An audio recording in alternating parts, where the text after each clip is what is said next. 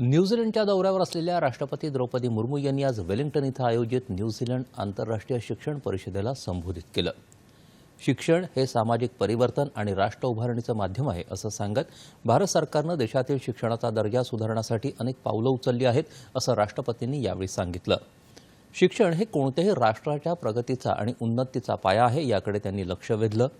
भारतात 21व्या शतकात शिक्षण क्षेत्रात झालेला विकास आणि वाढलेल्या साक्षरतेच्या प्रमाणासह भारतानं शिक्षण क्षेत्रात केलेल्या उल्लेखनीय प्रगतीचा राष्ट्रपतींनी उल्लेख केला।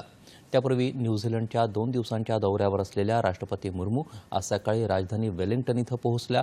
न्यूझीलंडच्या गव्हर्नर जनरल डेमसिंडी किरो यांच्या उपस्थितीत वेलिंग्टन इथल्या शासकीय निवासस्थानी त्यांचं औपचारिक स्वागत करण्यात आलं आणि मानवंदना देण्यात आली। यावेळी आयोजित समारंभात पारंपरिक माओरी संस्कृतीचं दर्शन राष्ट्रपतींना घडलं। राष्ट्रपती द्रौपदी मुर्मू न्यूझीलंडच्या गव्हर्नर जनरल डेमसिंडी किरो, पंतप्रधान क्रिस्टोफर लक्सन आणि उपपंतप्रधान आणि परराष्ट्र मंत्री विस्टन पीटर्स यांच्याशी द्विपक्षीय चर्चा करणार आहेत।